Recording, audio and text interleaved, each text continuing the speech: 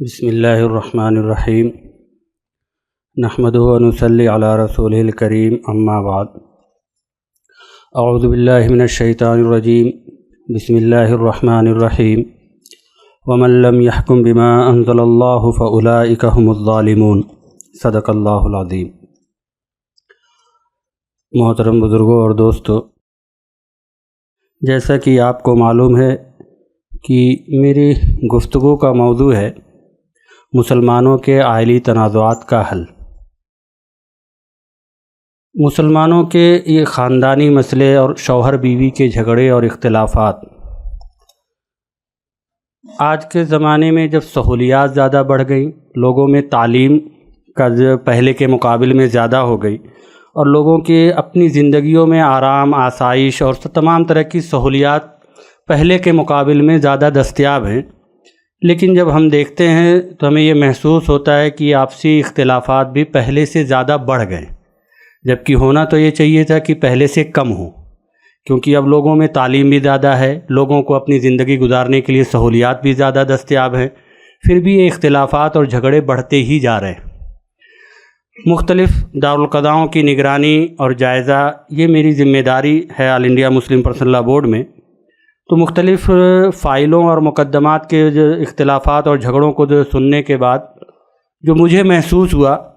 کہ یہ خاندان آئلی اختلافات، شوہر بیوی کے جھگڑے کی بنیادی وجہ کیا ہے۔ وجوہات تو بہت ساری ہیں، اس پہ گفتگو ہو سکتی ہے کہ ان اسباب، آئلی تنازعات کے اسباب ہیں کیا، لیکن مجھے دو چیز بنیادی طور پر نظر آئی جو اچھے خاصے پڑھے لکھے، ہائی ایجوکیٹڈ اور اچھی فیملیز میں بھی وہ سامنے آئی، جہاں پہ شوہر بیوی دونوں بہت پڑھے لکھے ہیں، پھر بھی ان کے بیچ میں اختلافات کی جو وجہ نظر دیکھا ہم نے اور ان کو ڈیپلی اسٹڈی کیا تو پتہ چل، تو مجھے ایوریج جو محسوس ہوئی دو وجوہات۔ پہلی وجہ جو یہ ہے کہ اس رشتہ ازدواج، نکاح کو لے کر کے، اس ریلیشن کو لے کر کے آج کے زمانے میں کنسیپٹ اور نظریہ بہت چینج ہو گیا۔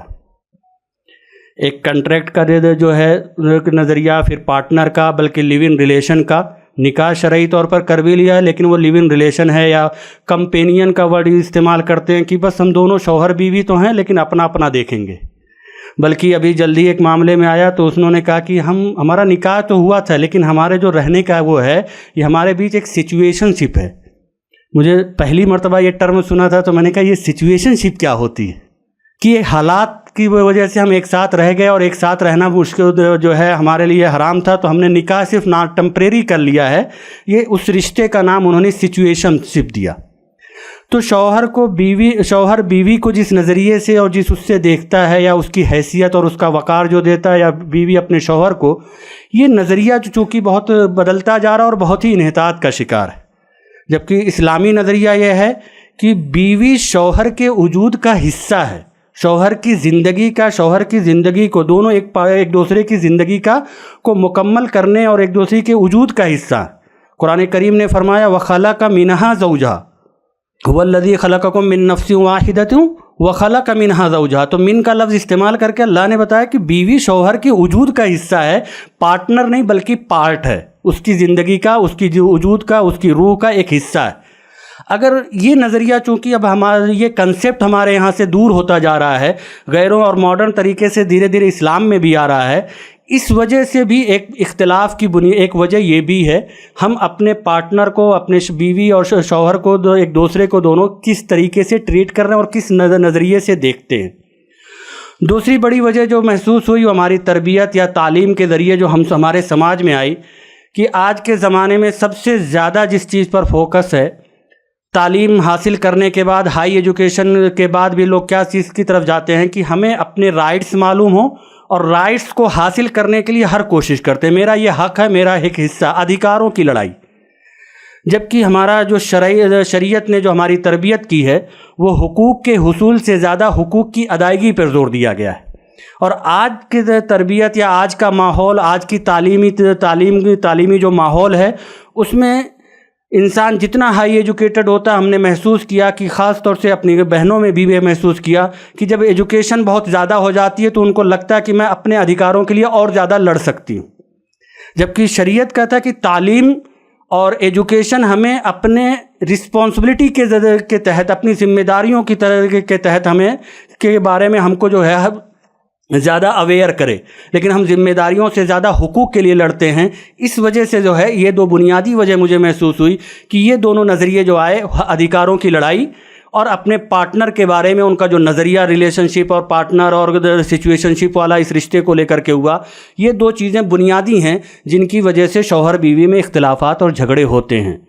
ان اسباب کو روک تھام کے لیے ماشاءاللہ بہت ساری تنظیمیں کام کرتی ہیں۔ خود جماعت کی طرف سے پری میرج کاؤنسلنگ اور پوسٹ میرج کاؤنسلنگ وغیرہ کے جو کنسیپٹ یا جو تحریکیں چلائی گئیں وہ اسی مقصد سے، تاکہ ہمارے جو نوجوان بچے ہیں، بچیاں، ہمارے جو مسائل ہیں ان میں ان کا نظریہ، ان کا طریقہ کار، ان کی تربیت اچھی ہو سکے۔ لیکن یہ بھی حقیقت ہے کہ ہم اپنے سماج کو کتنا بھی اچھا بنا لیں، کتنا اسلامی نہج پر اور اسلامی طریقے پر لے آئیں، کتنا بھی نبوی طریقے پر ہمارا خاندان مضبوط ہو جائے، اسی طریقے پہ ہم اس کی تربیت دے دیں، لیکن پھر بھی اختلاف اور جھگڑے تو ہوں گے، کیونکہ اختلاف اور جھگڑا یہ اللہ تبارک و تعالیٰ نے انسان کی فطرت میں رکھا ہے۔ خود اللہ تبارک و تعالیٰ نے انسانی مزاج کو بیان کرتے ہوئے فرمایا، وَخَلَقْنَا الْإِنسَانَ مِن نُطْفَةٍ فَإِذَا هُوَ خَصِيمٌ مُبِينٌ، ہم نے انسان کو نطفے سے پیدا کیا تو کھلا ہوا جھگڑالو ہو گیا۔ بلکہ دوسری جگہ کہا وَكَانَ الْإِنسَانُ أَكْثَرَ شَيْءٍ جَدَلًا، انسان تمام چیزوں میں سب سے زیادہ جھگڑالو ہے۔ تو اللہ تبارک و تعالیٰ نے اختلاف اور جھگڑا انسان کی فطرت میں رکھا ہے۔ یہ اختلاف اور جھگڑا ایمان کے خلاف نہیں۔ کوئی اچھا سے اچھا گھر ہو، کوئی بالکل نیک اور دیندار اور پڑھا لکھا کتنا اچھا شوہر ہو، بیوی ہو، پھر بھی اس کے بیچ میں اختلاف ہو سکتے ہیں۔ ظاہر سی بات ہے اس دنیا میں سب سے اچھی بیوی جو تھی وہ اللہ کے رسول حضور اکرم صلی اللہ علیہ وسلم کی ازواج مطہرات تھیں۔ دنیا کے سب سے اچھے شوہر خود حضور اکرم صلی اللہ علیہ وسلم ہیں، لیکن دونوں کے بیچ میں غلط فہمیاں پیدا ہوئیں، تھوڑا بہت من مٹاؤ ہوا۔ تو ظاہر سی بات ہے سماج کتنا اچھا ہو جائے، تربیت کتنی اچھی ہو جائے، پھر بھی اختلاف اور جھگڑے ہوں گے۔ یہ ایمان کے خلاف نہیں، یہ دین کے خلاف نہیں، یہ شریعت کے خلاف نہیں، یہ انسانی نیچر اور انسانی فطرت کا حصہ ہے۔ ایمان کا تقاضا یہ شروع ہوتا ہے کہ ہم ان اختلافات کو سالو کرنے کے لیے، ان ڈسپیوٹ کو ریزالو کرنے کے لیے کیا پروسیس استعمال کرتے ہیں، ہمارا اپروچ کیا ہے۔ تو اللہ تبارک و تعالیٰ نے قرآن کریم میں مختلف جگہوں پہ بتایا کہ جب مسلمان کا، ایمان والے کا آپس میں اختلاف اور جھگڑا ہو جائے تو اس کا طریقہ کار کیا ہو۔ اللہ تبارک و تعالیٰ نے فرمایا فَإِن تَنَازَعْتُمْ فِي شَيْءٍ فَرُدُّوهُ إِلَى اللَّهِ وَالرَّسُولِ، اگر تمہارا جھگڑا ہو جائے کسی بھی چیز کے بارے میں تو اللہ اور اس کے رسول کی طرف یعنی شریعت کی طرف رجوع کرو، اگر تمہیں اللہ پر اور قیامت پر یقین ہے تو۔ اللہ نے شرط بیان بعد میں کی کہ یعنی اگر تمہارا یہ دعویٰ ہے کہ تم قیامت پر اور اللہ پر یقین رکھتے ہو تو اپنے اختلافات اور جھگڑوں کو حل کرنے کے لیے قانون شریعت کو اپروچ کرو، شریعت کے مطابق اپنے مسائل کو حل کرو، غیر شرعی طریقے پہ اپنے مسائل کو حل کرنے کی کوشش نہ کرو۔ قرآن کریم میں اللہ تعالیٰ نے کئی جگہوں پر ذکر کیا اور اکثر مقامات پر اپنے اختلاف اور جھگڑوں کو شریعت کے مطابق، شریعت کے احکام کے مطابق حل کرانے کو ایمان کا جز اور ایمان کا حصہ قرار دیا، ایمان کے لیے شرط قرار دیا۔ اللہ تبارک و تعالیٰ نے قرآن کریم میں فرمایا فَلَا وَرَبِّكَ لَا يُؤْمِنُونَ، اے نبی آپ کے رب کی قسم وہ شخص ایمان والا نہیں ہو سکتا۔ کون؟ کہا جس کے اندر تین چیزیں نہ پائی جائیں وہ ایمان والا قطعاً نہیں ہے، وہ ایمان اس کا مکمل نہیں۔ اللہ نے قسم کھا کے کہا فَلَا وَرَبِّكَ لَا يُؤْمِنُونَ، آپ کے رب کی قسم وہ شخص ایمان والا نہیں۔ کہا کون؟ جو حَتَّى يُحَكِّمُوكَ فِيمَا شَجَرَ بَيْنَهُمْ، پہلی شرط لگائی کہ وہ اپنے اختلافات میں، ان مسائل میں جن میں جھگڑا ہوا، فیما شجر بینہم، جن میں اختلاف اور جھگڑے نہیں ہیں وہاں سنت کو اور آداب کا خیال رکھنا بہت آسان ہے۔ جہاں اختلاف ہے، جہاں جھگڑا ہے، جہاں ٹوپی کا مسئلہ ہے، جہاں کسی کرسی کا مسئلہ ہے، جہاں چودراہٹ کا مسئلہ ہے، وہاں اللہ اور اس کے رسول کی ماننا بہت مشکل ہوتا ہے۔ تو اللہ نے فرمایا ان مسئلوں میں جن میں جھگڑا ہوا، ان معاملے میں جس میں تمہارا اختلاف ہے، تو ان معاملے میں اگر کوئی آپ کو یعنی شریعت کو اپنا حکم، اپنا جج، اپنا آربیٹریٹر اور اپنا قاضی تسلیم نہیں کرتا ہے تو اللہ کہتا ہے آپ کے رب کی قسم وہ شخص ایمان والا نہیں۔ تو ہمارے بیچ کا پہلا مزاج یہ اللہ ایمان کا تقاضا ہے کہ جھگڑا ہوگا تو یہ تو فطری بات ہے، لیکن اس جھگڑے کو حل کرنے کے لیے آپ اپروچ کہاں کر رہے ہیں، کہاں جا رہے ہیں۔ اگر کوئی شریعت کے پاس نہیں جا رہا تو آپ کہتا ہے کہ اپنے ایمان کو ٹٹولو کہ ایمان ہے مکمل کی نہیں، آپ کے رب کی قسم وہ ایمان والا نہیں ہے۔ پھر ہم نے اپنا معاملہ دارالقضا میں پیش کر دیا، لے کے چلے گئے جہاں شریعت کے مطابق فیصلہ آیا. اب جب فیصلہ ہمارے خلاف آیا تو مزاج بن گیا کہ نہیں، ملوں کو کیا پتہ، یہ ایسے ہی کرتے ہیں، ڈھنگ سے بات ہی نہیں کی، میری بات ہی نہیں سنی، ان کو کچھ پتہ ہی نہیں. شریعت کا آج کے زمانے میں شریعت کون مانتا ہے، شریعت پر عمل کون کرے گا؟ اس طرح کا مزاج. تو اللہ کہتا نہیں، یہ مزاج ہوگا پھر بھی ایمان مکمل نہیں. حتیٰ یحکموک فیما شجر بینہم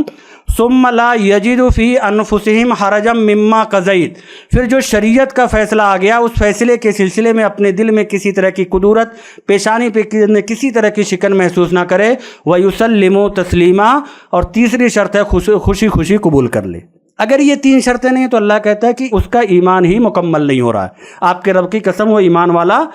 نہیں ہے. تو ایمان کا تقاضا ہمارے کسی بھی اختلاف میں، شوہر بیوی کا اختلاف ہے یا گھریلو کوئی بھی جھگڑا ہے، اس کے لیے جو ہے شریعت کی طرف رجوع کرنا، قرآن و حدیث کی طرف رجوع کرنا، دارالقضا جانا، یہ ہم پر لازم اور ہمارے ایمان کا تقاضا ہے. ایمان کی تکمیل کے لیے یہ ضروری ہے، شرط ہے، ایمان کا جز ہے.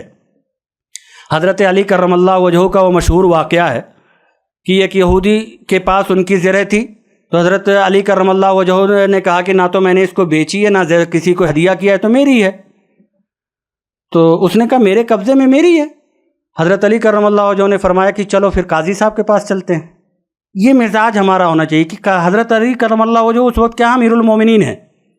وقت کے بادشاہ ہیں، چاہتے تو چھین لیتے. یہودی ان کی حکومت کے تحت ان کی ماتحتی میں رہنے والا ہے، لیکن جھگڑا اپنے سے کمزور سے ہے. بیوی مالی اعتبار سے یا اس کے گھر والے ہو سکتا ہے کمزور ہیں، یا شوہر کے گھر والے کمزور ہوتے. یہ نہیں کہ ہم اپنے طاقت کے بل پہ کسی کو دبا دیں. حضرت علی چاہتے تو چھین لیتے، کوئی سوال کرنے والا بھی نہیں تھا. لیکن شریعت کا حکم تھا کہ جب اختلاف ہوا، جھگڑا ہوا، چاہے وہ تمہارا فریق جو ہے جس سے تمہارا اختلاف ہے وہ کتنا بھی کمزور ہو، کچھ بھی ہو، پہلا کام ہے کہ آپ شریعت کی طرف لے جاؤ. تو خود فیصلہ نہیں کیا، خود ہی وہاں حکم نہیں سنایا، بلکہ کہاں گئے، نہ چھینا نہ زبردستی کی. کہا قاضی صاحب کے پاس چلو. قاضی صاحب نے کہا گواہ پیش کیجئے. حضرت علی کرم اللہ وجہہ نے اپنے ایک آزاد کردہ غلام کو پیش کیا، ان کی گواہی قبول ہو گئی. دوسرے گواہ پیش کیا حضرت حسن رضی اللہ تعالیٰ عنہ کو. تو قاضی شریح صاحب رحمۃ اللہ علیہ نے کہا کہ نہیں، یہ تو آپ کے بیٹے ہیں، ان کی گواہی نہیں چلے گی. کہا پھر اس کے علاوہ میرے پاس کوئی گواہ نہیں. کہا پھر یہ فیصلہ سنا دیا کہ یہ زرع بھی آپ کی نہیں ہے. اب دیکھیے حضرت علی کرم اللہ وجہہ وہاں پہ یہ حوالہ نہیں دے رہے ہیں کہ تم کون ہوتے، تمہیں تو میں نے ہی مقرر کیا ہے، نہ اپنے علم کا حوالہ دیا کہ ان کے حضرت علی کرم اللہ وجہہ کو دربار رسالت سے خطاب ملا وَأَقْضَاهُمْ علی، میری امت میں جوڈیشری کا سب سے زیادہ علم علی کو ہے. اس اپنے علم کا حوالہ نہیں دیا، اپنے حسب و نسب کا حوالہ نہیں دیا، اپنے عہدے اور مرتبے کا حوالہ نہیں دیا. اور اس وقت سے لے کر کے آج تک اور رہتی دنیا تک سب کو یہ یقین ہے کہ حضرت علی جھوٹے نہیں تھے.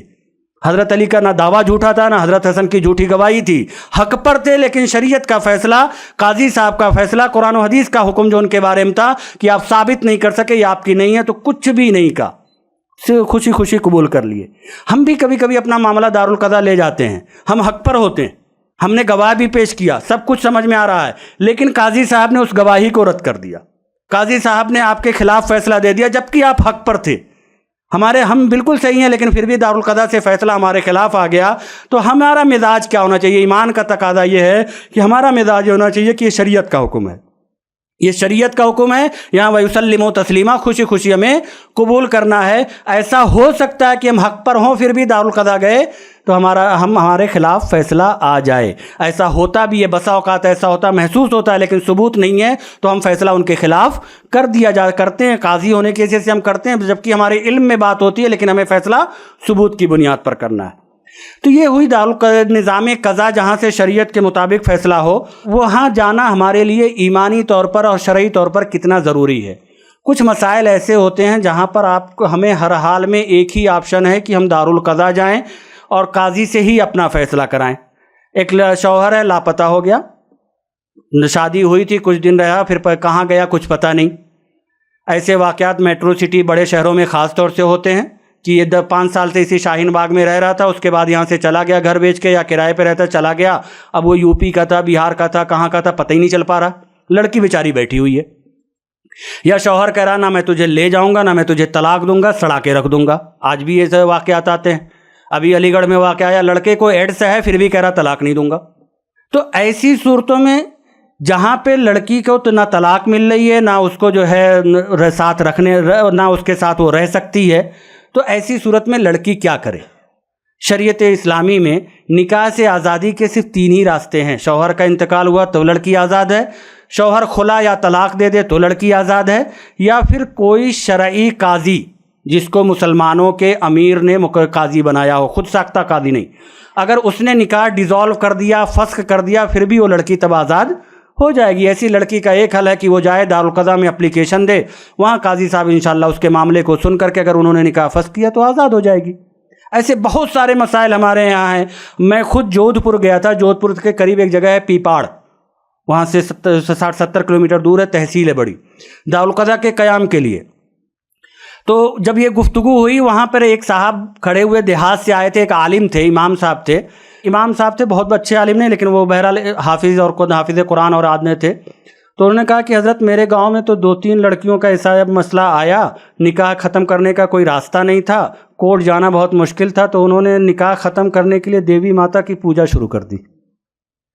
اور یہ واقعات صرف وہ راجستھان ہریانہ کے نہیں ہیں، مجھے میوات میں بھی جہاں دینی ماحول ہے، جہاں پہ دعوت و تبلیغ کا کام ہے، وہاں پہ مجھے ایک صاحب ملے،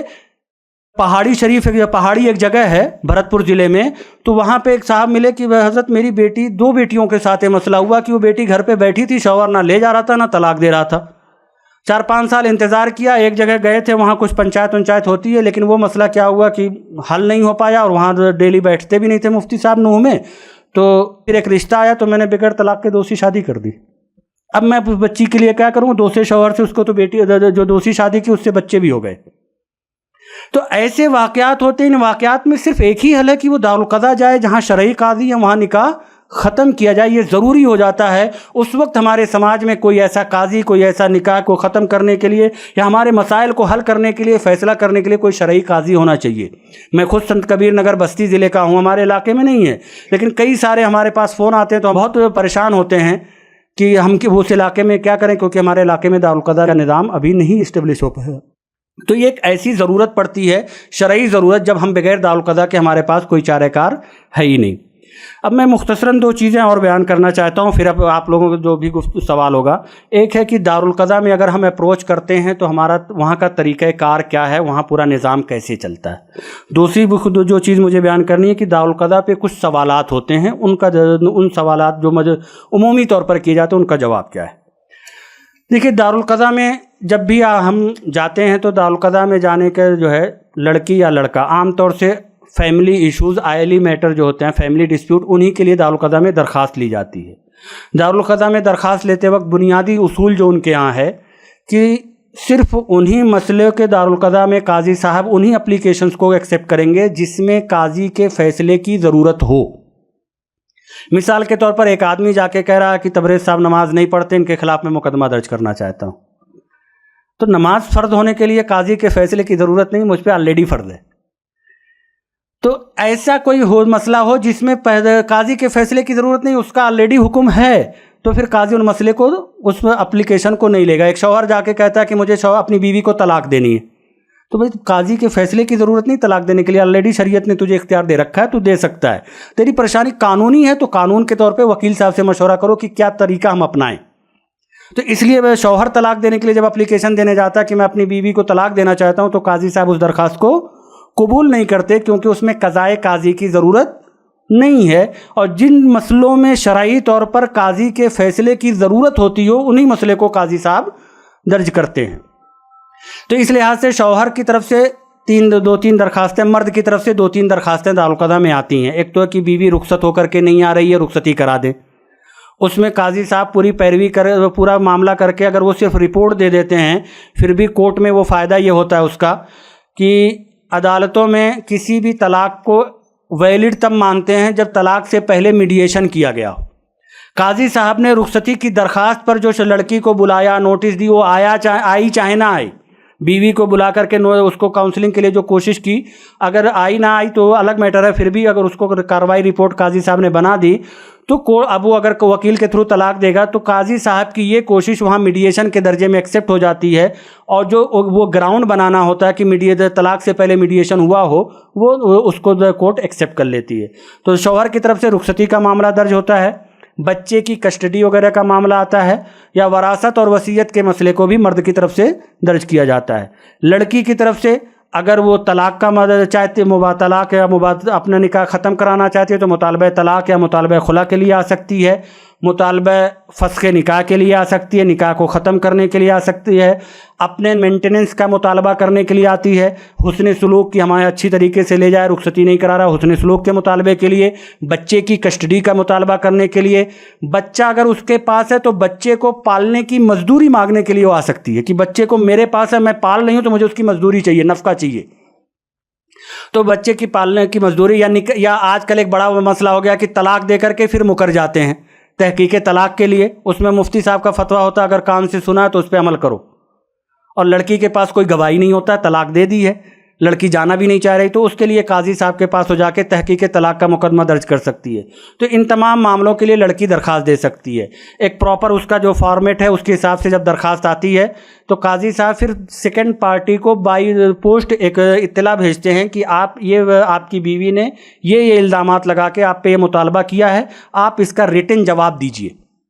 اب جب دوسرے پارٹی کو بائی پوسٹ بھیجتے ہیں تو اس کے میں ایک صورت تو یہ ہوتی ہے کہ اس نے اپلیکیشن ہے وہ نوٹس ایکسیپٹ کی اور اس کا ریٹن جواب دے دیا، دوسرا یہ ڈاک کی یہ رپورٹ ملتی ہے کہ نہیں لے تو لیا لیکن جواب اس نے داخل نہیں کیا، تیسرا یہ کہ ریفیوزڈ لینے سے انکار کر دیا۔ ان تینوں چیزوں میں ایک بات تو کنفرم ہو گئی کہ اس کو اطلاع مل چکی ہے، اس کو انفارمیشن مل چکی ہے کہ ہمارے خلاف دارالقضا میں کوئی معاملہ ہے۔ تو ان تینوں شکلوں میں قاضی صاحب ایک ہیئرنگ ڈیٹ، ایک تاریخ سماعت مقرر کر دیتے ہیں۔ چوتھی شکل یہ ہوتی ہے کہ نہیں اس نام کا آدمی نہیں ہے، یا یہ پتہ ادھورا ہے، یہاں پہ کوئی اس نام کا نہیں رہتا ہے، تو ایسی شکل میں قاضی صاحب اس محلے کے 2-3 معززین کا نام، امام صاحب وغیرہ ہیں مسجد کے امام کا نام پتہ کرتے ہیں، یا اس فریق کے رشتہ داروں کا نام ایڈریس مانگتے ہیں، پھر ان کو بھیجا جاتا ہے کہ آپ کے اس خط کے خلاف فلاں نے یہ معاملہ درج کرایا ہے، وہ جواب نہیں دے رہا، آپ اس کو سمجھائیے کہ وہ دارالقضا میں آ کر کے اپنے معاملے کو حل کر لے۔ میں مشرقی دہلی کا قاضی تھا، ایک معاملہ درج ہوا، لڑکا تھا مظفر نگر کا، جاٹ برادری کا، جواب ہی نہیں دے رہا تھا، تو لڑکی نے کہا کہ میرے گاؤں کا جو پردھان ہے اگر اس کو آپ لکھ دیں تو اس سے وہ لوگ ڈرتے ہیں، پورا گھر ان کا خاندان ڈرتا ہے، تو وہ بھجوا سکتا ہے، لیکن بات یہ کہ وہ جو پردھان ہے وہ غیر مسلم ہے۔ میں نے کہا کوئی بات نہیں، وہ گھر ہم ان کو لکھتے ہیں، تو میں نے ان کو ہندی میں خط لکھا اور ان کی تعریف کی کہ بھائی آپ جس طریقے سے گاؤں کے دوسرے کاموں کے ذمہ دار ہیں، آپ اسی طریقے سے جو ہے اس سماجی چیز کے بھی ذمہ دار ہیں، آپ کے ہاں ایک مسئلہ آیا ہے، وہ لڑکا جواب نہیں دے رہا، اس کو سمجھا کے بھیجیں۔ اس غیر مسلم جاٹ کا فون آیا میرے پاس، کہہ رہا کہ قاضی جی وہ تو جائے گا، اگلی تاریخ کب کی ہے بتا دیجیے، وہ جائے گا، اگر نہیں جاوے گا تو میں اس کو تو ایمبولینس سے بھیج دوں گا۔ تو سماجی طور پر ہم اس طریقے سے اس کو کبھی بلاتے ہیں۔ جب دونوں فریق کا جواب آ جاتا ہے، قاضی صاحب ایک تاریخ سماعت رکھتے ہیں اور دونوں کے پہلے صرف شوہر اور بیوی کو بیٹھا کر کے ان کی کاؤنسلنگ کرتے ہیں۔ پہلی کوشش ہوتی ہے کہ ان کی غلط فہمیاں دور کر کے ان کے نکاح کو کیسے وہ باقی رکھیں۔ اس میں کبھی کبھی یہ ہوتا ہے کہ ہم لوگوں کی طرف سے کہ ہم جلد بازی کرتے ہیں، لیکن قاضی کو لگتا ہے کہ نہیں اس معاملے میں جلد بازی نہیں، تو بلا وجہ بھی کبھی کبھی وہ تاریخ دیتے رہتے ہیں کہ ان کو ابھی ٹائم دینا ہے۔ میں ٹونک میں عارضی طور پر قاضی تھا، تو ایک معاملے کو میں نے 6 مہینے سے زیادہ بلا وجہ، یعنی آپ کہیے گا تو بلا وجہ لگے گا، جبکہ مجھے یہ محسوس تھا کہ ان دونوں کا آپس کا جھگڑا نہیں ہے، یہ ان دونوں کے گھر والوں کا جھگڑا، ہمیں اس کو حل کرانا ہے۔ اس وجہ سے ہم دونوں ایگری ہو جاتے تھے خلا پہ، لیکن میں خلا نہیں کراتا تھا، کوئی بہانہ کر کے تاریخ دے دیتا تھا، اور 6-7 مہینہ ان کو پینڈنگ رکھا معاملے کو، پھر جا کر کے وہ معاملہ سالو ہو گیا، دونوں ایک ساتھ رہنے لگے۔ تو یہ قاضی کی ثوابدید پر ہے، وہ جب میٹر کو سنتا ہے وہ دیکھتا ہے کہ اس معاملے کو ہمیں فوری طور پر خلا کرانا ہے، یا فیصلہ ایگریمنٹ بنوانا ہے، یا ہمیں اس میں ٹائم دینا ہے۔ تو کبھی کبھی ٹائم دیا، قاضی مجاہد الاسلام صاحب رحمۃ اللہ علیہ کبھی کبھی 1 سال کے لیے فائل کو پینڈنگ ڈال دیتے تھے کہ ان کو ابھی وقت دینے کیا ہے، ان کا مسئلہ اس طرح کا الجھا ہوا نہیں ہے۔ پہلی کوشش قاضی کی یہ ہوتی ہے کہ دونوں کو کسی طریقے سے ہم ایک رخصتی پر اور نکاح کے باقی رکھنے پر راضی کریں۔ اب وہ اس پہ راضی نہیں ہوئے تو قاضی صاحب پھر یہ کوشش کرتے ہیں کہ لڑکی کو اس کے حقوق وغیرہ مل جائیں اور مبارات کے ذریعہ جو ہے نکاح ختم ہو جائے۔ اگر اس پہ بھی کہیں ایگریمنٹ راضی نہیں ہو پاتے، تب قاضی صاحب پھر کوشش کرتے ہیں کہ لڑکی اگر کوئی چاہے تو اس کی مرضی پہ ہے کہ اگر وہ کچھ چیزیں معاف کر کے خلا کرانا چاہتے تو خلا کے لیے آمادگی کرا دیتے ہیں۔ یہ ایفرٹ قاضی صاحب اپنی ثوابدید کے مطابق 1 2 3 4 5 کتنی بھی تاریخیں دے سکتے ہیں۔ یہاں پہ کبھی کبھار ہم دارالقضا میں جاتے ہوں گے، آپ کے جاننے والے جائیں گے تو ان کو محسوس ہوگا کہ قاضی صاحب کا وہاں رویہ صحیح نہیں ہے۔ دیکھیے قاضی صاحب اور عام کاؤنسلر کے بیچ میں فرق ہے۔ عام کاؤنسلر کا میدان بہت وسیع ہوتا ہے، وہ ہر طرح کی باتیں کر سکتا ہے، تجاویز رکھ سکتا ہے، ان کے پاس یہ آپشن رکھ سکتا ہے، لیکن قاضی کے اوپر ایک پابندی اصول فقہ کے اعتبار سے ہے کہ قاضی کسی فریق کو تلقین نہ کرے، یعنی کوئی ایسی بات نہ کہے جس سے کسی فریق کو ہنٹ مل جائے اپنے کیس کو مضبوط کرنے کا۔ تو بسا اوقات قاضی صاحب وہ تجویز جو بیوی یا شوہر کو رکھنی ہوتی ہے کہ اگر یہ تجویز یا آپشن رکھ دیں جس سے ان کا معاملہ حل ہو جائے، لیکن ان کو یہ خوف ہوتا ہے کہ اس سے تو اگر نہیں حل ہوا تو فلاں کو مدد مل جائے گی، تو وہ شرعی حکم یا وہ شرعی یا ترغیب جو شریعت میں دی گئی ہے کمپرومائز کرنے وغیرہ کی، اس کو قاضی صاحب نظر انداز کر دیتے، بتاتے ہی نہیں ہیں، کیونکہ وہ قاضی کے اختیار میں نہیں، وہ محدود ہوتا ان کا دائرہ۔ تو ایسی صورتحال میں ہمیں محسوس ہوتا کہ قاضی صاحب نے کچھ کیا ہی نہیں۔ تو قاضی صاحب کے سامنے جب معاملہ ہوگا تو عام کاؤنسلر کیا ہے، وہ 100 طریقے کی آپ کے سامنے آپشنز اور تجاویز رکھے گا، جبکہ قاضی کو بہت دائرہ محدود ہوتا ہے، اور قاضی آگے کے بارے میں بہت سی چیزیں نہیں بتا سکتا۔ اس لیے کبھی کبھی ہمیں یہ لگتا ہے اور شکایتیں ملتی ہیں کہ قاضی صاحب کا رویہ بڑا سخت ہے، نہیں، وہ اصول کے حساب سے ان کو چلنا ہوتا ہے، اس لیے ایسا محسوس ہوتا ہے۔ بہرحال اگر قاضی صاحب نے جب کاؤنسلنگ کے سارے مرحلے فیل ہو گئے، جبکہ All India Muslim Personal Law Board کے 92 دارالقضاء ہیں، تقریباً تمام دارالقضاؤں میں ملا کر کے سالانہ 5000 معاملے تقریباً سالو ہوتے ہیں، رجسٹرڈ ہوتے ہیں باقاعدہ۔ ان میں سے 80 سے 90% مسائل جو ہے آپسی رضامندی میوچول کنسنٹ سے سالو ہو جاتے ہیں، یعنی قاضی کو کوئی اپنا اوپینین، کوئی رائے، کوئی شرعی فیصلہ، تصفیہ لکھنے کی ضرورت نہیں پڑتی ہے۔ عام طور سے کاؤنسلنگ کے ذریعے اتنے معاملے 80% سے زائد معاملے حل ہو جاتے ہیں۔ بہرحال اگر کاؤنسلنگ اور یہ صلح سمجھوتے اور افہام و تفہیم کے بعد معاملہ حل نہیں ہوا تو قاضی صاحب دونوں کا بیان ریکارڈ کرتے ہیں، اور پہلے فریق اول کا بیان ریکارڈ کریں گے، فریق دوم وہاں موجود رہے گا، فریق دوم کو خاموش رکھیں گے، فریق اول سے سارے بیان ریکارڈ کریں گے، جتنے سوال ان کو ممکنہ ہوتے ہیں یا قاضی کو اس مسئلے کے حساب سے کرنے تو قاضی صاحب خود کرتے ہیں۔ پھر فریق دوم کو کہتے ہیں کہ بھائی آپ کو کوئی سوال کرنا ہو تو آپ سوال کر لو، ان کو جرح کا موقع دیتے ہیں۔ پھر اسی طریقے سے فریق دوم کا معاملہ بیان ریکارڈ کریں گے اور فریق اول کو بعد میں جرح کا موقع دیں گے، اور اس کے بعد ضرورت جیسی ہے اس طریقے کے گواہوں کے بیانات دونوں طرف سے ایک ایک کر کے لیں گے۔ دوسرا فریق وہاں موجود رہ سکتا ہے گواہی کے موقع پہ کہ آپ اس سے جرح کرنا چاہیں تو سوال جواب کا موقع آخر میں جرح کا حق دیں گے۔ جب ساری گواہی اور سب مکمل ہو جاتی ہے تو قاضی صاحب ایک پورا فیصلہ لکھتے ہیں جس میں کارروائی رپورٹ اور سب کچھ لکھا جائے گا، کس نے کیا دعویٰ کیا تھا، کس کا کیا جواب تھا۔ اس کے بعد لکھیں گے کہ اگر کسی کا ایک دعویٰ ریجیکٹ کیا تو اس کی وجہ لکھیں گے، ہم نے یہ دعویٰ کیوں ایکسیپٹ نہیں کیا، شریعت اس کو ایکسیپٹ کیوں نہیں کرتی ہے، اور ہم نے ان کو یہ ایکسیپٹ کیا تو کیوں کیا، اس کے وجہ اور دلیل لکھیں گے۔ پھر اس کے بعد تمام شرعی بحثیں کریں گے کہ ان دعووں کی شکل میں کیا کیا یہ مطالبہ، اس کا یہ جو مطالبہ ہے پورا کیا جا سکتا ہے یا کہ نہیں، تو اس کے حوالے قرآن و حدیث اور فقہ کی کتابوں سے لکھیں گے۔ پھر آخر میں اپنا حکم لکھ دیتے ہیں کہ بھائی جیسے نکاح ختم کرنا ہے کہ میں ان بنیادوں پر اس لڑکی کا نکاح ختم کرتا ہوں، یہ دوسری شادی کرنے کے لیے شرعی طور پر آزاد ہے، یا یہ اب اپنے نفس کے بارے میں آزاد ہے، ہم اس کا نکاح ختم کرتے ہیں۔ اور اس کے بعد جو ہے اس پہ یہ بھی رہتا ہے کہ قاضی صاحب نے جس دن یہ معاملہ فیصلہ کیا اس دن سے 90 دن تک All India Muslim Personal Law Board کے صدر کے پاس کوئی اپیل بھیج سکتا ہے کہ قاضی صاحب سے یہاں چوک ہوئی ہے یا یہ بات قاضی صاحب نے غلط لکھی ہے، اس کو دوبارہ سنا جائے۔ تو پھر دوسرا قاضی آتا ہے یا کسی دوسرے قاضی، اس کا طریقہ پھر یہ ہوتا ہے کہ وہ فائل پہلے میرے پاس آتی ہے، میں پوری فائل پڑھتا ہوں اور وہ اپلیکیشن دیکھتا ہوں، اس کے بعد اس کی ایک رپورٹ بناؤں گا۔ پھر وہ اس وقت مولانا خالد سیف اللہ رحمانی صاحب کے پاس پوری فائل جاتی ہے، پھر وہ مولانا خالد سیف اللہ رحمانی صاحب پوری فائل کو پڑھ کر کے پھر اگر دیکھتے ہیں کہ ہاں دوبارہ سننے کی ضرورت ہے تو اس کو جو ہے کسی نئے قاضی کو یا کسی سینئر قاضی کو اپائنٹ کرتے ہیں کہ اس معاملے کو آپ دوبارہ سن کر کے دیکھیے کہ اس میں جو کمیاں ہیں بتائی گئی ہیں اس کو دور کریے، پھر نیا فیصلہ اس کے بعد آ جاتا ہے۔ یہ پورا پروسیس شرعی طریقے سے اس طریقے سے معاملہ یہاں حل کیا جاتا ہے دارالقضاؤں میں، اور الحمدللہ اس دارالقضاء سے فائدہ اٹھانے والے میں بھی جو لوگ یہاں سے آتے ہیں سالانہ اکثر تو بہت معاملات آنے لگے ہیں لوگوں میں، بس کمی کیا ہے لوگ اس سے واقفیت نہیں ہوتی ہے تو کورٹ کچہریوں میں جاتے ہیں۔ اب مختصراً میں بیان کر دوں کہ عام طور سے 3 اعتراضات ایسے ہیں جو دارالقضاء یا نظام قضاء کو لے کر کے ہوتے ہیں، کچھ اپنوں کی طرف سے، کچھ دوسروں کی طرف سے بھی ہیں۔ ایک پہلا سوال جو ہمارے اپنے مسلم سماج میں آتا ہے کہ قاضی صاحب کے پاس امپلیمنٹ پاور، قوت نافذہ تو نہیں ہے، تو قاضی صاحب اگر ہم نے معاملہ درج کرایا، قاضی صاحب کسی کو بلائیں نہ بلائیں اور وہ نہ آئے یا وہ ان کا فیصلہ نہ مانے تو کیا کریں گے؟ ان کے پاس تو کوئی ایسا پولیسی اور نہیں ہے۔ دراصل دیکھیے دارالقضاء میں جو معاملے آتے ہیں جن کو حل کرایا جاتا ہے، اس میں سب سے بڑی طاقت جس کو ہم استعمال کرتے ہیں اور اسی سے حل ہوتے ہیں وہ ہے ایمان کی طاقت۔ رہی بات پولیس کی جو طاقت ہے، پولیس کی طاقت تو حضرت عمر رضی اللہ تعالیٰ عنہ نے پولیس کا محکمہ قائم کیا، اس سے پہلے کیا قاضی نہیں تھے؟ حضور اکرم صلی اللہ علیہ وسلم نے مختلف علاقوں میں قاضی بنائے، خود حضرت ابو بکر رضی اللہ تعالیٰ عنہ نے مختلف صحابہ کو قضا کی ذمہ داری دی۔ اس وقت تک تو پولیس کا محکمہ نہیں تھا، پولیس کا محکمہ تو حضرت عمر رضی اللہ تعالیٰ عنہ کے زمانے میں قائم کیا گیا۔ تو ایمان کی طاقت، اور مسلمانوں کو جب ایمان کی بنیاد پر کوئی چیز کہی جاتی ہے تو عام طور سے ہم نے دیکھا جس کو ہم لوگ بے دین کہتے ہیں وہ پہلے قبول کر لیتے ہیں۔ میں نام نہیں لے سکتا، عام طور سے یہ ہے کہ فلمی دنیا کے لوگ کیا ان کا ایمان کیا ہے، لیکن اندھیری ویسٹ میں جب ہم نے دارالقضاء قائم کیا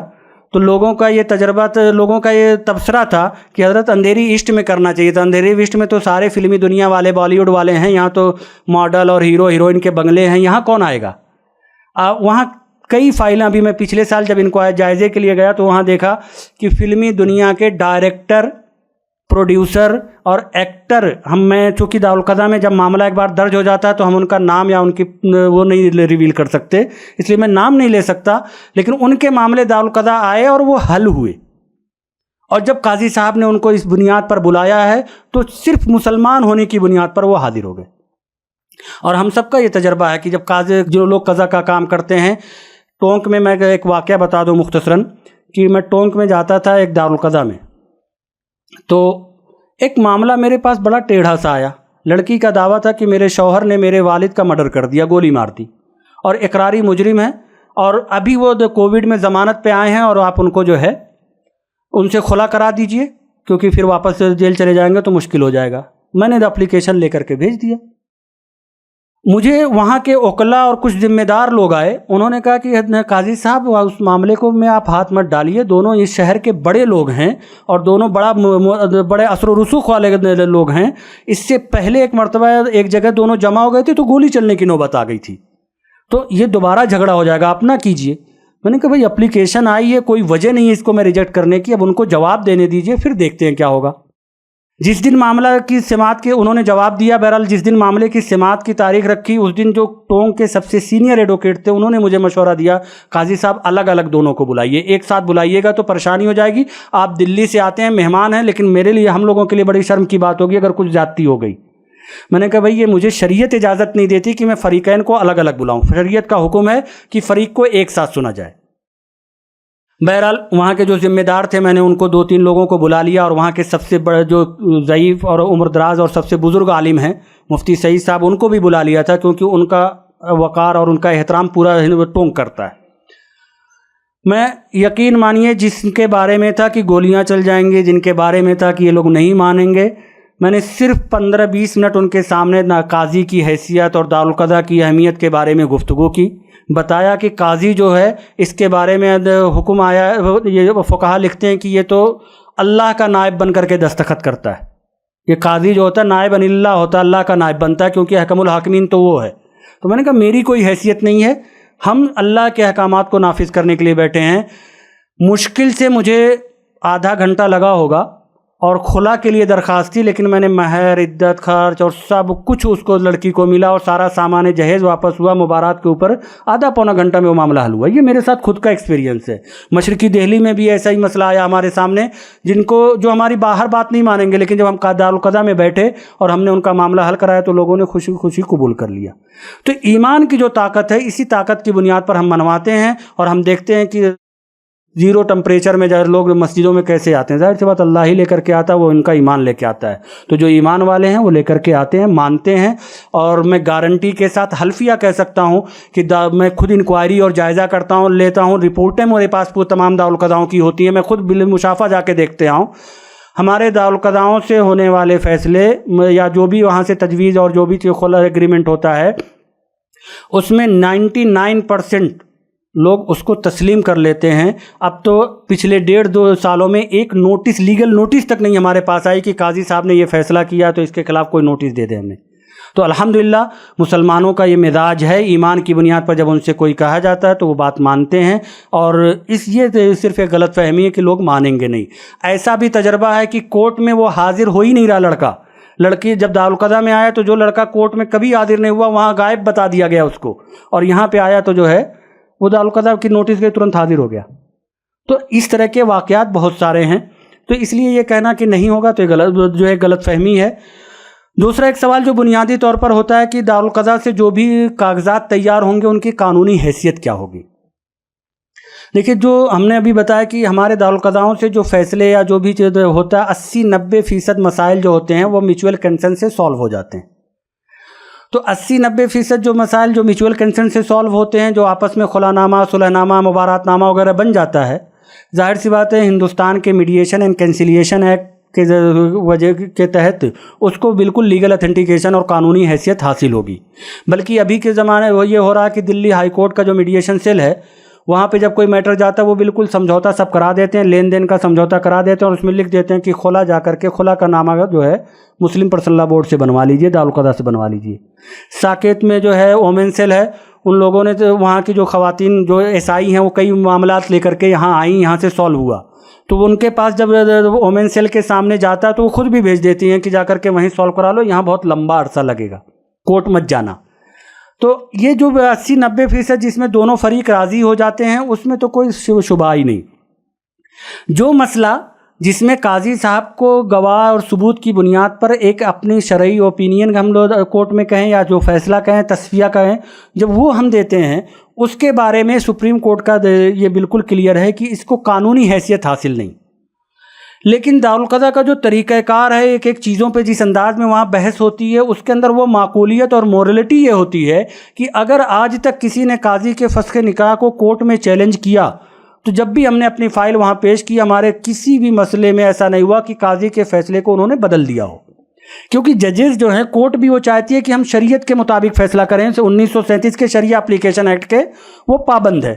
اب ظاہر سی بات ہے ان کے پاس جب ایک پورا ایک اسلامی اسکالر، ایک مفتی اور قاضی کا پورا ایک اوپینین آ جاتا ہے تو as a decision, as a judgment اس کو کوئی لیگل حیثیت تو نہیں دیتے، لیکن ان کو ایک پوری ایک اوپینین اور شریعت کا پورا حکم معلوم ہو جاتا ہے، تو عام طور سے اب تک جتنے معاملے ہیں اس میں جو ہے اسی فیصلے کو باقی رکھا گیا۔ ایک جگہ اکولا ہے مہاراشٹر میں، وہاں کے قاضی صاحب کا معاملہ گیا، قاضی لڑکی کا نکاح ختم کر دیا تھا، قاضی کی شرعی طور پر تمہیں اجازت ہے، ان وجہ سے پورا قاضی صاحب نے فیصلہ دیا، لڑکے نے کورٹ میں چیلنج کر دیا، قاضی صاحب کو بلایا گیا، قاضی صاحب نے وہاں جا کے بیان دیا کہ بھائی یہ صورتحال تھی جس کا بیان یہ پورا درج ہے، اس میں پورا بیان سنایا۔ ایسی سچویشن میں لڑکی کو اسلام اجازت دیتا ہے کہ وہ اس کے ساتھ بند کر کے رہے، کوئی ضروری نہیں وہ دوسری شادی کی اجازت ہے، یہ ہم نے شرعی طور پہ کہا ہے، آپ قانونی طور پر دیکھ لیجئے۔ جج صاحب کا جو فیصلہ بعد میں آیا وہ یہ تھا کہ قاضی صاحب کو فیصلہ کرنے کا اختیار تو نہیں ہے اور اس لیے میں ان کے فیصلے کو ریجیکٹ کرتا ہوں، وہ فیصلہ درست نہیں ہے، ان کو یہ حق نہیں ہے۔ البتہ میں لڑکی کو دوسری شادی کرنے سے نہیں روک سکتا، لڑکی دوسری شادی کرنے کے لیے اس کو یہ پرمیشن ہے، وہ دوسری شادی کر سکتی ہے۔ یعنی اس طریقے سے ان کو شریعت کے کنسیپٹ کو ایکسیپٹ کرتے ہوئے انہوں نے اپنے فیصلے کا جز بنا دیا۔ تو عام طور سے الحمدللہ اب تک ایسا ہے کہ مسلمان ایکسیپٹ کر لیتے ہیں، اگر ایک دو لوگ کبھی چیلنج کیے تو اب تک جو طریقہ ہے، جو اس کی فائلنگ ہے، جو پورا ہے، اس فائلنگ کے حساب سے الحمدللہ اب تک عدالتوں نے بھی اس کو تسلیم کیا ہے۔ تیسرا سوال ایک ہوتا ہے جو بہت سے لوگوں کی طرف سے ہوا اور کبھی کبھی اس پہ ٹی وی ڈیبیٹ بھی ہوئی کہ جب اس ملک میں ایک پورا جوڈیشری سسٹم ہے، ایک اپنا ہمارا کانسٹیٹیوشن ہے، ایک پورا نظام ہے، تو مسلمان اپنے لیے الگ سے ایک نظام عدالت یا دارالقضا کا نظام کیوں چلا رہے ہیں؟ تو ظاہر سی بات ہے یہ بھی ایک غلط فہمی پر مبنی ہے۔ دارالقضا کوئی پیرلل کورٹ نہیں ہے۔ 2005 میں وشلوچن مدن نامی ایک وکیل نے سپریم کورٹ میں اس کو چیلنج بھی کیا تھا، یہی کہہ کر کے کہ یہ پیرلل کورٹ ہے۔ وہاں پہ مسلم پرسنل لاء بورڈ نے جواب دیا، 2014 میں اس کا فیصلہ آیا، کورٹ میں بھی یہ کہا کہ ان کے پاس کوئی امپلیمنٹ پاور نہیں ہے، ان کا فیصلہ تو وہ مانتا ہے جو اللہ پر یقین رکھتا ہے، یہ پیرلل کورٹ کے برابر نہیں ہے۔ دیکھیے دراصل دارالقضا جو ہے یہ عدالتوں کا معاون ہے، نہ کہ عدالتوں کا مقابل نہیں ہے، معاون ہے۔ آپ یہ دیکھیے کہ اس وقت پورے ملک میں کتنے کیسز پینڈنگ ہیں، 5.5 کروڑ کیسز پینڈنگ۔ جب 3.5 کروڑ کیسز پینڈنگ تھے 2019 میں ایک بیان میں نے پڑھا تھا جسٹس کارجو کا، جسٹس کارجو نے کہا تھا کہ اگر آج کے بعد کوئی نیا مقدمہ درج نہ ہو، صرف پرانے مقدموں کو سالو کریں تو موجودہ میکینزم جو ہمارے انڈین جوڈیشری کا ہے اس کے حساب سے صرف پرانے مقدمات کو حل کرنے کے لیے، سالو کرنے کے لیے 350 سال لگیں گے۔ اب تو 3.5 کروڑ سے 5.5 کروڑ ہو گئے، 2 کروڑ کیسز بڑھ گئے۔ جب جسٹس ٹی ایس ٹھاکر صاحب تھے تو انہوں نے ان کی روتی ہوئی تصویر اخباروں میں چھپی تھی، یاد ہوگی، اس وقت انہوں نے کہا تھا کہ موجودہ سسٹم سے ہم انصاف فراہم نہیں کر سکتے، ہمیں فوری طور پر 70,000 ججوں کی ضرورت ہے۔ گلوبل ریشیو جو ہے کہ اتنی آبادی پر کتنے جج ہونے چاہیے، تو اس کا جو ایوریج ہے وہ 140 کروڑ آبادی کے لیے ججوں کی تعداد ہونی چاہیے، تقریباً 1.25 لاکھ جج چاہیے، تب ٹائملی انصاف اور فیصلے مل سکتے ہیں۔ اور اپنے ملک میں ججوں کی ویکنسی ہی 25,000 ہے۔ ابھی کل ہی فیصلہ آیا ہے سپریم کورٹ میں، ایک صاحب گئے تھے کہ ہمارا فیصلہ مقدمہ ہائی کورٹ میں جو ممبئی میں پینڈنگ ہے اس کو کہیے جلدی سن لیں۔ انہوں نے منع کر دیا، کہا 92 ججوں کی ویکنسی ہے، 60 جج کام کر رہے ہیں ممبئی ہائی کورٹ میں، ایک جج کے اوپر 100 سے زائد کیسز ایک کے حصے میں ہیں، یعنی 62,000 سے زیادہ صرف ایک کورٹ میں پینڈنگ ہے۔ تو ایسی سچویشن میں ظاہر سی بات ہے کہ یہ پینڈنگ کیسز بڑھنے کی کئی وجوہات ہیں، ججوں کی کمی، میں کہ سسٹم کی کمی کی وجہ سے، لیکن ایک بڑی وجہ جو ہے جس پہ پینڈنگ کیسز جو بڑی رفتار سے بڑھ رہے ہیں، وہ غالباً جسٹس احمدی صاحب نے اس کا جواب دیا تھا۔ انہوں نے کہا تھا کہ چونکہ پہلے زمانے میں کیا تھا کہ ہمارا خاندانی نظام مضبوط تھا، اگر کوئی چھوٹا موٹا جھگڑا ہوتا تھا گھر کا بڑا حل کر دیتا تھا، یا گاؤں کی پنچایت حل کر دیتی تھی، خاندان کا بڑا حل کر دیتا تھا، ایک آدھ معاملے کورٹ پولیس اسٹیشن میں حل ہو جاتے تھے، کورٹ لوگ بہت بعد میں آتے تھے۔ جب یہ ترقی آئی اور زمانہ ترقی کیا تو اس میں وہ ہمارا خاندانی نظام درہم برہم ہو گیا، اب ہر چھوٹا بڑا معاملہ کہاں چلا جاتا ہے؟ کورٹ میں چلا جاتا ہے۔ بلکہ بہو اور بیٹے میں جھگڑا ہوا، باپ کو تب پتہ چلتا جب بیٹی جو ہے بہو جا کر کے نوٹس بھیجتی ہے۔ تو ہم خاندانی نظام تو مضبوط نہیں کر پائیں گے اس طریقے کا، لیکن کم سے کم ہم اپنی ایک کمیونٹی لیول پر یہ طے کرتے ہیں کہ ہم مسلمانوں کا جھگڑا یہیں پہ ہم حل کر لیں گے، جو نہیں حل ہوگا وہ کورٹ جائے گا، ہم کورٹ جانے سے نہیں روکتے۔ کورٹ آپ کو اختیار ہے، وہ آپ کا حق ہے، کانسٹیٹیوشنل حق ہے۔ پہلی ہماری کوشش ہے کہ کمیونٹی لیول پر آپ دارالقضا میں اپنے معاملے حل کر لیں۔ اگر دارالقضا ان معاملوں کے یہاں حل کر دیتا ہے تو یہ وہاں کا بوجھ ہی تو کم ہوگا۔ اب ظاہر سی بات ہے دہلی کا یہ جو جنوبی دہلی کا دارالقضا ہے، یہاں سال میں پچھلے سال 110 معاملے حل ہوئے، 110 تقریباً رجسٹرڈ ہوئے تھے، 100 یا 110 پہ 100 مانتے ہیں تو 100 مقدمے جو یہاں پہ 100 معاملے حل ہوئے، یہ سب فیملی ڈسپیوٹ تھے۔ اگر 100 معاملے یہاں کی کورٹ میں جاتے تو لڑکی کا کتنے مقدمے، شوہر بیوی کا جب جھگڑا ہوتا ہے لڑکی پہلا مقدمہ کرتی ہے CRPC 125 کے تحت مینٹیننس کا، دوسرا کرتی ہے ڈومیسٹک وائلنس کا، تیسرا کرتی ہے 498 کے ساتھ جہیز کا، اور یہ 3 مقدمے کرے گی۔ چوتھا مقدمہ وہ کرے گی 1939 کے تحت ڈیزولیشن آف مسلم وومن میرج کے ایکٹ کے تحت، وہ کرے گی نکاح کے ڈیزالو کرنے کا، طلاق کا مطالبہ کرے گی۔ 4 کیسز الگ الگ لڑکیوں کے چلتے ہیں ہر مقدمے میں۔ 5واں مقدمہ لڑکا جا کے کرے گا کنجوگل رائٹ کا، رخصتی کا۔ تو 5 مقدمے ہر اختلاف میں ہوتے ہیں اس شکل میں جب وکیل صاحب بہت شریف ہوں اور بہت زیادہ جو ہے فیس کے چکر میں نہ پڑیں، نہیں تو ایک آدھ مقدمے اور لاد دیں گے وہ۔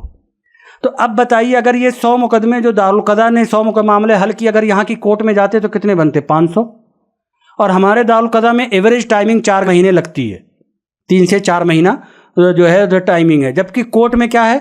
کورٹ میں خود پارلیمنٹ میں جو ہے گورنمنٹ نے جواب دیا ہے کہ ہمارے یہاں سول میٹر کو سالو کرنے میں ایوریج ٹائمنگ جو لگتی ہے وہ 4 سال کی ہے۔ اب یہ 500 مقدمے اگر یہاں مان لیں ساکیت کورٹ میں جاتے یا دلی کی مختلف کورٹوں میں جاتے تو بتائیے کہ وہ 500 مقدمے 4 سال چلتے، 2000 کیسز کا پریشر ان پہ بنتا، جبکہ کوئی دارالقضا نے تو کوئی 100 معاملے نہیں حل کیے۔ یہاں کی جو کمیٹی کے اگر افراد ہوں تو ان لوگوں نے بہت معمولی کام نہیں کیا کہ ان لوگوں نے جو یہاں پہ اپنا کام کر کے یہاں کی کمیٹی جو دارالقضا کا مینجمنٹ دیکھتی ہے وہ اس ملک کی عدالتوں کے 500 مقدمے 1 سال کے ختم کرا دینا، یہ چھوٹا بڑا موٹا کام نہیں، بہت بڑا کام ہے۔ اور شریعت کے اعتبار سے دیکھیں تو 100 میں سے 200 فیملی ہوئی، 200 فیملی نے اپنے اوپر شریعت کو نافذ کیا اور اپنے سر کو اور اپنے آپ کو قرآن و حدیث کے حکم کے سامنے جھکا دیا اور شریعت اپنے اوپر نافذ کی، تو یہ ہمارا ایمانی کتنا بڑا فائدہ ہوا۔ تو اس حساب سے اگر ہم دیکھیں تو دارالقضا عدالتوں کا 500 مقدمے سالانہ اگر ختم کر رہا ہے صرف دارالقضا جنوبی دہلی، تو یہ عدالتوں کا معاون ہے نہ کہ مخالف ہے۔ اور ایک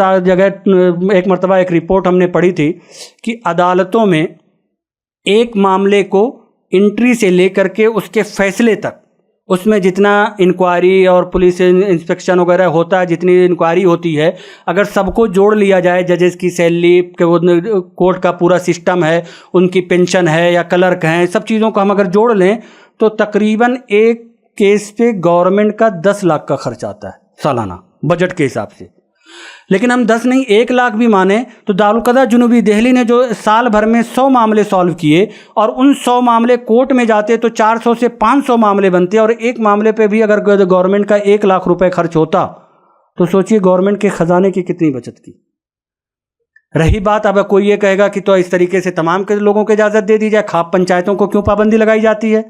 کھاپ پنچایتوں اور دارالقضا میں ایک فرق ہے۔ دارالقضا اپنے فیصلے کو زبردستی نافذ نہیں کرتا، ایک مسئلہ بتا دیا کہ قرآن و شریعت کا یہ حکم ہے، تمہارے اوپر یہ چیز لازم ہے، مسلمان اس کو خود سے مانتا ہے۔ اور کھاپ پنچایتوں کا جب فیصلہ آتا ہے تو وہ کہتے ہیں کہ آج سے جنس نہیں پہننا، اگر کسی نے پہن لیا کسی لڑکی نے تو پیڑ پہ لٹکا ہوا ملتا، وہ زبردستی منواتے ہیں۔ ہمارے ہاں زبردستی منواتے نہیں کہ ایمان کی بنیاد پر مانو، نہیں مانو گے تو اللہ کے ہاں تم جواب دے ہوگے۔ تو اس لیے اس کو کھاپ پنچایت یا ان کمیٹیوں پر یا ان کو چیزوں پر نہیں قیاس کرنا چاہیے جہاں پہ زبردستی منوایا جاتا ہے۔ دارالقضا زبردستی نہیں منواتا، اور اس میں سپریم کورٹ نے خود کہا کہ دارالقضا کوئی پیرلل کورٹ نہیں ہے، بلکہ جو اعداد و شمار ہیں اس کے مطابق دارالقضا ایک معاون ادارہ ہے جو عدالتوں کی مدد کرتا ہے اور عدالتوں کے بوجھ کو اور پریشر کو کم کرتا ہے، ملک کے خزانے کی بچت کرتا ہے، مسلمانوں کے ایمان کی حفاظت اور مسلمان اپنی شریعت کو اپنے اوپر نافذ کرنے کے لیے ایک بڑا ادارہ ہے ان کے پاس، جہاں سے وہ جا کر کے اللہ اپنے لیے شریعت کا حکم معلوم کر سکتے ہیں۔ دوسری ایک چیز جو مسلمانوں کے اس سے فائدہ ہے، ایک کیس ہمارا جو رجسٹرڈ ہو جائے تو کورٹ میں ہمارا کتنا خرچ آتا ہوگا؟ تقریباً ایک کیس پہ سالانہ 10,000 تو خرچ کریں گے ہی۔ اگر یہ معاملے کورٹ گئے ہوتے تو 400 کیسز بنتے، ہر فریق اگر 10,000 خرچ کرتا تو ایک کیس پہ کم سے کم 20,000 کا خرچہ سالانہ آتا۔ اب اس سے آپ ملٹیپلائی کر لیجئے کہ یہاں کے مسلمانوں کا کتنا خرچ، مالی خرچ وہاں پہ آتا۔ اس لیے جو ہے ہم سب کی بھی یہ ضرورت ہے، شریعت کی اپنے ایمان کے تقاضے کی بنیاد پر، شریعت کی بنیاد پر اور اس ملک کی عدالتوں پہ بڑھتے ہوئے بوجھ کی بنیاد پر، ہمارا یہ ملکی فریضہ بھی ہے، ایک شہری فریضہ ہے کہ ہم اپنے اختلافات اور جھگڑے کو آؤٹ آف کورٹ سیٹل کریں، اور اس کے لیے بہترین ادارہ دارالقضا ہے۔ اللہ تعالی ہم سب کو اس شریعت کے مطابق اپنے مسائل کو حل کرنے اور شریعت کے مطابق زندگی گزارنے کی توفیق عطا فرمائے۔